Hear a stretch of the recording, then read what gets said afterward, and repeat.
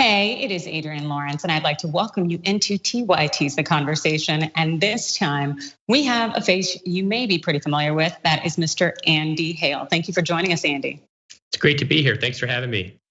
Andy, now I know you do a lot in terms of getting people who have been wrongly convicted, end up getting them their freedom back, and that there has been a big case recently that was so incredibly significant in Missouri, Kevin Strickland. Can you tell us a little bit about that? Incredible case. Kevin Strickland was in prison for 43 years, just got released last week. What I thought was striking about it was that the prosecuting attorney's office was so involved in reinvestigating the case and looking into the case and conducting a month-long investigation that ultimately led to Kevin's exoneration. That was so great to see because oftentimes you just don't see that kind of initiative or interest in overturning a really big, long case. And I thought that was just stunning. And I was so impressed by what the office did to investigate the case. Yeah, and as you mentioned, that is so incredibly rare because generally prosecution offices, they do not want to at all kind of look at the errors that were potentially made. And can you speak to the errors in this case? Yeah, in this case, it was witness misidentification. We know, according to the Innocence Project, out of the 350 DNA exonerations, 70% of those involve some kind of witness misidentification. It's one of the biggest factors in wrongful convictions, witnesses just getting it wrong. And it's also a case where there was no physical evidence linking Kevin Strickland to the crime. It was all based on the testimony of this one witness. She originally said that she did not know the third offender. Kevin Strickland was somebody she had known for several years. She wound up talking to one of her friends who said, "Hey, this kind of sounds like Kevin Strickland." And I think that got in her mind that maybe it was Kevin Strickland. But it really is just a sad case of a witness getting it wrong. And I think what we've seen this before is once witnesses identify somebody, it's very hard to undo it. I mean, she reached out to the Midwest Innocence Project in 2009 and said, "Hey, I think I got this wrong." And people are afraid to come forward. But witness misidentification is unfortunately one of the biggest factors in wrongful convictions today. Yes, and unfortunately, having people actually come forward and admit that they made a grave mistake, that's something that is very rare as well, and to advocate for the individual that they wrongly had accused. And so in this case, when she came forward and said that, "Hey, I think I got this wrong," can you speak to kind of her journey in terms of getting Mr. Strickland his freedom? So she first sent an email to the Midwest Innocence Project in 2009. Now she passed away several years ago, but according to family and friends, this has been something she had been talking about and wanting to do. But to the prosecutor's office's credit, I've got, the prosecutor wrote, it's a 8-page letter that they wrote to the attorneys for Kevin Strickland, and it talks in there about once they found out that the eyewitness had basically said she got it wrong, they went in and did a whole investigation to see if there was any other evidence corroborating guilt or innocence. And they, I think one of the other strong factors was one of the co-defendants, Kevin Bell, at his guilty hearing plea back in the day in 1979, he said Kevin Strickland was not there. I mean, he volunteered that information in court. He wound up identifying all 4 people that were involved in the shooting. And I think one of the problems that happened is there were red flags back in 1978 and 1979 that people did not follow up on. When Mr. Bell said that Kevin Strickland was not there, and in fact, what he said was, "I'm pleading guilty because he was so concerned because Kevin Strickland got convicted," and he's like, and he wasn't even there. So Mr. Bell was like, "I don't want to have a trial." But back then, when he said that, there should have been a reinvestigation into Kevin's case. It was credible testimony. He identified the other people, and so you always see red flags, but you don't have people that take it seriously. That's been a historic problem. Absolutely. And so Mr. Strickland had been, I believe it's one of the longest cases of individuals being released or exonerated. And so for 43 years, that's a long time.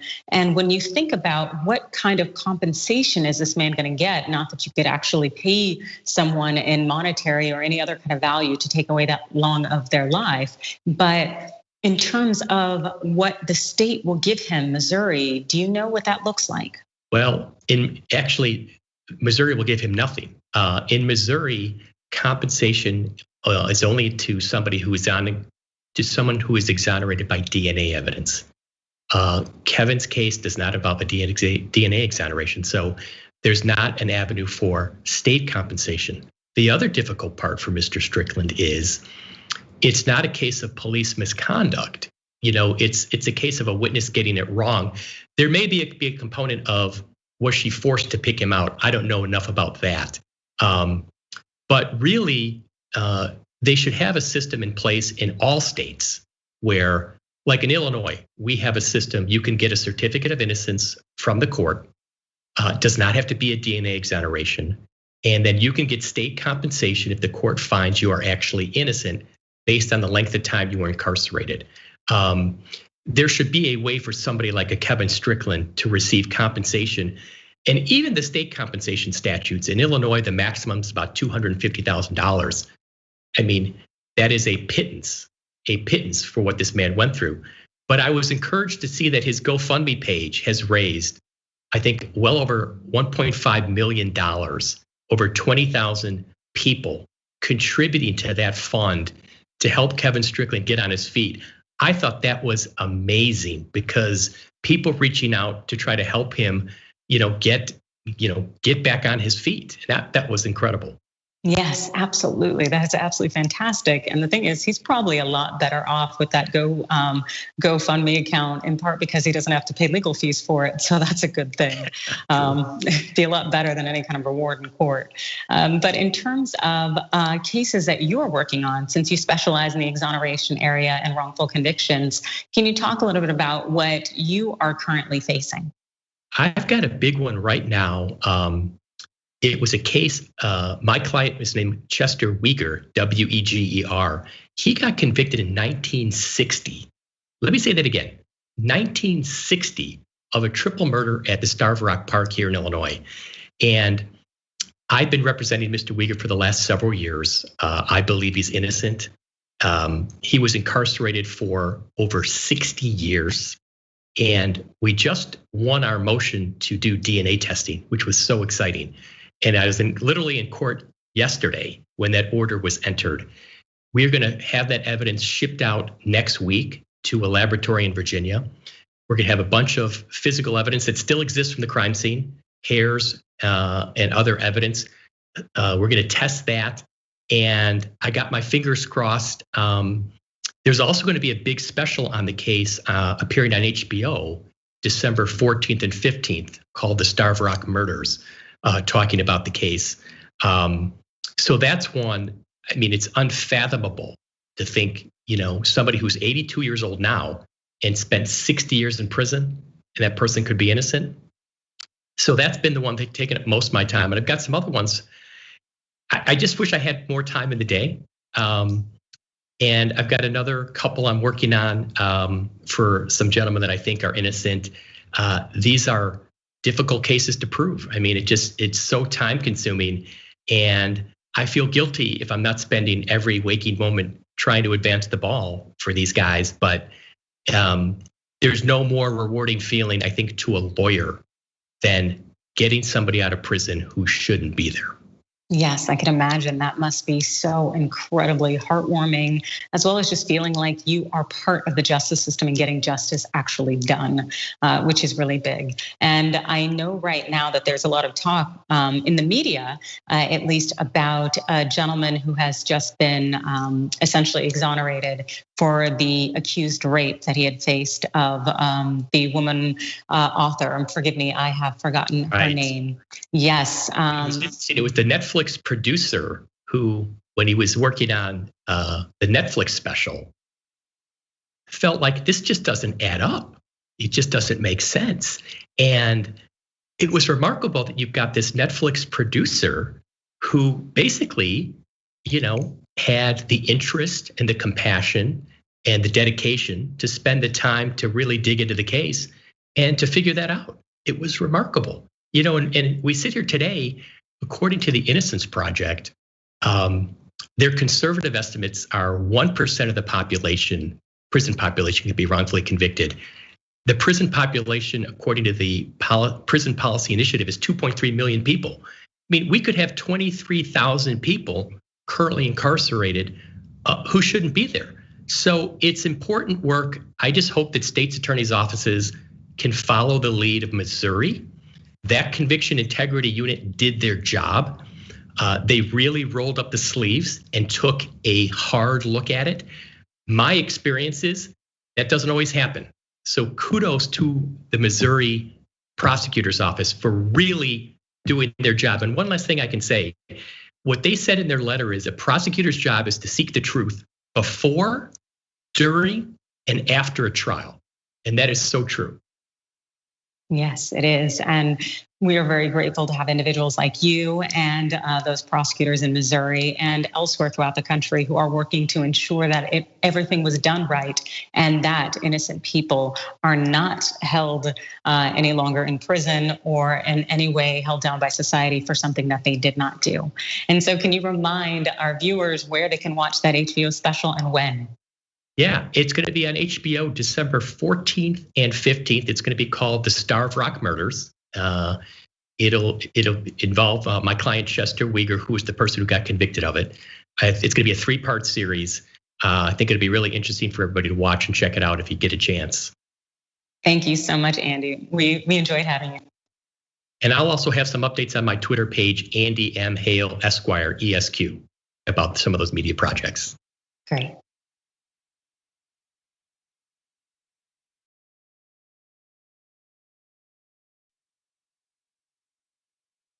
You ready for another conversation? It's Adrienne Lawrence, and I got one for you. This time, it's Senior Communications and Political Director at United We Dream, Bruna Solid. Thanks for joining us, Bruna. Thank you, Adrienne, for having me. Yes, so right now there has been a big push, at least there was a big push in terms of immigration reform. And we had 90 Dems who are out there advocating. Can you tell us what is happening or what happened? So lots of things happening this week, Adrienne. Just today, the Democrats and Republicans met with the parliamentarian in the Senate to pitch to her the proposal to add work permits and deportation protections to the Senate version of the Build Back Better package. Now, we don't know what the parliamentarian could say. We don't have any news yet, but I think what's important about this process is that it's not about the parliamentarian. It's not about these procedural arcane rules of the Senate. It's about people, the lives of millions of people. And ensuring that Democrats deliver citizenship for millions of people would mean deportation protections, would mean that families like mine wouldn't be afraid of family separation. And I think at the end of the day, a lot of times when we talk about these political things and these bills, we forget that at the end of the day, it's really about changing the lives of human beings. Yes, and human beings indeed. There are a lot of lives out there that are impacted by immigration reform. And right now, in terms of the movement and actually getting the necessary support, where do you think things need to go? So I know a couple things, and that is that we have a midterm election in 2022, and that Democrats in 2020 ran on a bold vision to not leave anyone behind. They ran on a vision to protect immigrants from deportation and from the attacks of Republicans and Trump. They ran on a vision to protect Black and brown people in this country from various other attacks. We are gonna hold Democrats accountable to that. And so we want them to deliver in the Build Back Better package. We know it's necessary. There's a lot of great things in the bill, like paid family leave, childcare, healthcare provisions. All of those things impact all of our families. But at the end of the day, we know that if Democrats don't deliver this year, they run a risk of voters not being enthusiastic, especially in states like Arizona and Nevada, where the Latino vote and the youth vote and the Black vote was so critical for Democrats to secure their win. So I think, as we're debating on immigration and Build Back Better, it's really about, do Democrats have the political will and the moral will to get this done? Yes, and we are going to have to see that definitely during the midterms. But in terms of, I guess, the true, the resistance and what the agenda will be when it comes to the Republicans and trying to stop immigration reform, what do you expect what is going to come out the most, or what kind of, I guess, angles do you think they're going to use? Well, we know Republicans are obstructionists, right? We know that they do not want to pass immigration reform. Even though if you think about it, back in 2008 and 2013, senators like Marco Rubio and senators like Lindsey Graham, they were pro passing immigration reform. They were pro passing citizenship, but their party has consistently shifted to the right. Now they're not coming to the table at all. I'm sure that they will, senators like Senator Cornyn in Texas will continue to speak ill of DACA, a program that protects myself from deportation right now. They'll continue to try to obstruct and not get citizenship to pass this year or any protections for immigrants.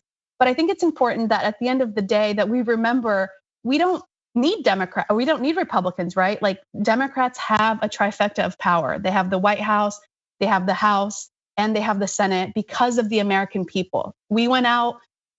Voters went out to vote in the middle of a pandemic. Voters in Georgia went out earlier this year to vote and to put Democrats in power so we could see these changes happening. And so it's not really up to Republicans of getting in the way. We know they will, but Democrats need to stay strong and be able to deliver for the voters that deliver for them. Yes, they definitely need to stay strong. And there have been a few out there, Democrats, whether it's Joe Manchin or Kyrsten Sinema, who have really been obstructionists to a certain extent, much aligned with the Republican agenda. And so I think there are some concerns that they could get in the way. What would you say, I guess, to those individuals, or say to their constituents who we should really try to sway so that we can get the immigration reform that's necessary? Well, when talking about, Senator Kyrsten Sinema, she was only able to get elected in a state like Arizona because of the Latino vote, because of the Black vote, because of the youth vote. She's there because of those voters. And those voters voted for bold policies. They voted for immigration reform. They voted for things that are included in Build Back Better. I think Kyrsten Sinema has forgotten who put her in power, right? She's catering right now to donors and not to her own voters. But I think the people of Arizona have been very outspoken. We've seen over the last few months a lot of action, a lot of folks putting their bodies on the line, getting arrested, doing hunger strikes, meeting her at the airport or, on a plane. One of our own members, Karina, who lives in Arizona, saw Kyrsten Sinema on the plane and talked to her. And she told her, like, I'm at risk of deportation right now. I'm your constituent. I need you to deliver for me. I think you'll continue to see those things happening. But I think what you'll also see is if Democrats don't deliver, and if it's because of senators like Kyrsten Sinema and Joe Manchin, then we will hold Democrats accountable. Right? There's the midterm elections, but there's also a lot of other ways of holding Democrats accountable to ensure that they deliver for the people that put them in power. Yes, they definitely need to deliver. And for some reason, if they're not, hopefully those midterm elections will have an impact, even though I don't necessarily know that it will on Sinema. But in terms of the work that you're doing at United We Dream, can you tell the viewers what your agenda is and what do you focus on? So we're the largest immigrant youth-led network in the country. We were started by young undocumented people who wanted to organize in their communities and wanted to change the lives of their families. And we do a lot of work to ensure that we're advocating for pro-immigrant policies in Congress, but we're also doing the work in our communities to ensure that states like Arizona and Texas and Florida, states that a lot of our communities live in, are passing pro-immigrant policies. Just this year in Miami-Dade, for example, we were able to work with the Miami-Dade mayor to pass community IDs. And I know that doesn't seem like a big deal maybe to citizens who have driver's licenses, but a community ID can change the life of an undocumented immigrant, right? You need an ID for a lot of things. You can go to Home Depot and rent something from Home Depot and they ask you for an ID. So that makes a huge difference, right? We're fighting for deportation protections to defund ICE and CBP because we know it continues to exist. It doesn't matter that Biden is president. Detentions and deportations and family separation is still happening under a Democratic president. That is the reality that we live every day. If you're an undocumented immigrant in this country, it doesn't matter who's president. If ICE and CBP continue to exist and get billions of our tax dollars, then we are at risk of being put on that pipeline and being deported from the place we call home. So those are the issues that we fight for. And we're a group of like tenacious young people of color, queer people. We're led by a lot of immigrant women. And so I think you see that in the work that we do. You see that in the actions that we take. Our parents taught us to be resilient and to continue to fight for this because, like I said, this is our home. We're here to stay. So the fight, you'll see it in the next coming days and weeks, but I think you'll always see it from us because, our goal is to make this country a better place for all immigrants and all people of color.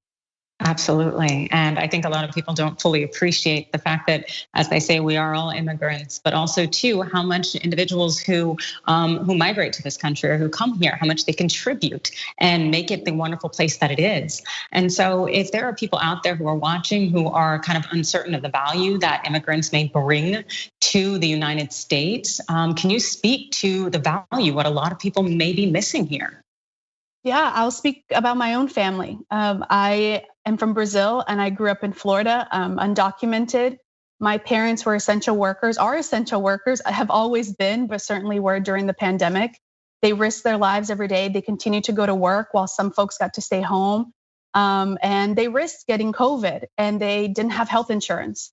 And that reality is the reality for millions of immigrants across this country, right? Whether you're thinking of the farm workers who put food on our table, whether you're thinking of immigrants who worked in the healthcare industry or as caregivers, we risked a lot to be able to ensure that this country came back from the pandemic, and we're still doing it.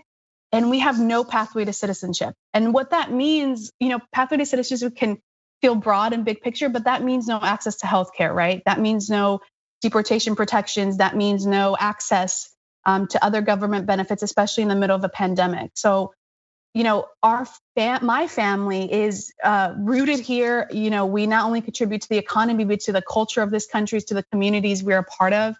And it's been 35 years since Congress has delivered any sort of federal legislation to protect immigrants and to give us a pathway to citizenship. So it's about time that millions of immigrants are, fully seen for their worth, but also their humanity. At the end of the day, immigrants are human beings. And we're deserving of citizenship just solely on the fact that we're human beings. And I think sometimes, that gets lost in the story. But like you said, we've been living in these communities for decades. And what we're asking for is what we need and also what we deserve. Absolutely what you deserve, indeed. It does seem to be a very good point, the fact that we have a lot of immigrants out there who are working, contributing to society, paying taxes, and making this world a better place. So I know you just have a few more seconds or minutes left. So is there anything you'd like to say? I think I'd like to speak to the allies right now. The allies who, when there was family separation under Trump, you came out to the streets and you fought for immigrants, the allies who fought to protect DACA at the Supreme Court. We need you to be outspoken in this moment. It's really, really important for us to be, ensuring that Democrats do what they need to do to deliver for all of us. Again, the Build Back Better package will benefit all of us, not just immigrants, but it's really, really important that immigrants don't get left out and that we include immigration protections for millions of people that will be life-changing and it'll change this country. And I'll set the precedent. So I'm really calling on you. If you're an ally, you don't have to be an immigrant. You might not even know an immigrant. But if you took action with us during the Trump years, we need you to take action right now to get Democrats to deliver immigrant protection this year through the Build Back Better package. Yes, that is something we definitely need. And I really appreciate all of your insight, your contributions, your hard work. The team you've brought together sounds incredibly progressive and they're looking to bring us forward into the future because we do need to ensure immigrants have the proper protections. And so if people want to know more about your work, where can they find you? They can follow us on Twitter at United We Dream. Excellent. Thank you so much for joining us. It's Bruna Solid from United We Dream. Thanks so much, Bruna. Thanks, Adrian. I'm wearing one of our pieces of merchandise. So the funny thing about the Dragon Squad, and that's what our viewers call themselves. That's the name of the group, but every individual chooses their own name. You might have Cincinnati Dragon. You might have Harry Potter Dragon. We have a Grandma Sunshine Dragon is one of those that I remember. These are people that like to have an element of themselves, their lives, what's significant to them reflected as a part of the community. But the concept of the Dragon Squad is just something I threw away as a joke. I was mocking the Proud Boys, these like right-wing groups that come up with a name for themselves that they think is cool, but it's actually really lame. And I thought, off the top of my head, I can come up with something that's still kind of lame, but much cooler. And so I threw out Dragon Squad, and I just moved on with my life. But everybody liked it, and so they kept it going, and so we've embraced it. And I think again, this was during the period of the pandemic. I think it was sort of nice to have a renewed sense of community, a feeling that you're a part of something when everything seems so chaotic. And as a result of that, we've got independent artists online streaming, making beautiful digital art of dragons. We've got, we've released a number of pieces of merchandise that people love sending us photos of them. And then, by the way, for me personally, people send me, like you can probably see in the background, like a knitted dragon someone sent me. There's a dragon book they sent me, dragon board games they send me. People have done like custom ironworks, making dragon bottle openers. Like the fans are super invested in diamond art and things like that. And so it's great that they send this stuff. Sometime we're gonna have to set up a wall of all of it. But yeah, it's definitely brought the community a lot closer together. The fact that we were no longer in this big studio, I felt a lot more personally attached to people. It felt very immediate. And I know that I personally needed the connection. Did you know that more than 20% of the world's oxygen comes from the Amazon? Why? Because of trees. I know what you're thinking. Of course! So what do we want to do?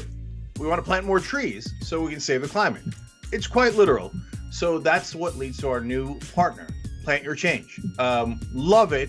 It's so easy. What they do is you take the credit or debit cards you already have and you plug it into the system. And if you so choose, you get to round up every purchase to the nearest dollar and they plant a tree for you. Okay. Now you could also choose if you want to do it on only certain kinds of purchases or only so often, right? And there's nothing wrong with that. But literally every cent makes a difference here. It's Plant Your Change. And if you want to know more information, just go to tyt.com/trees. Let's go save the planet together.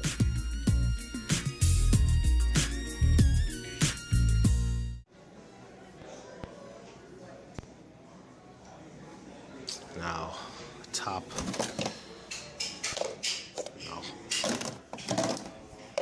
No. No.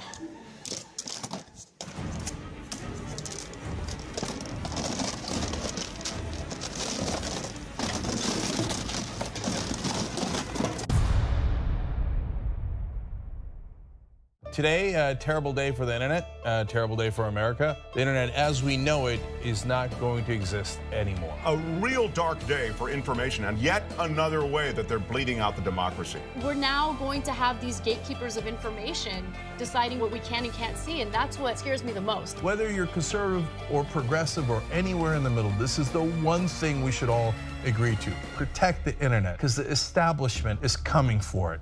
Don't let them destroy the internet.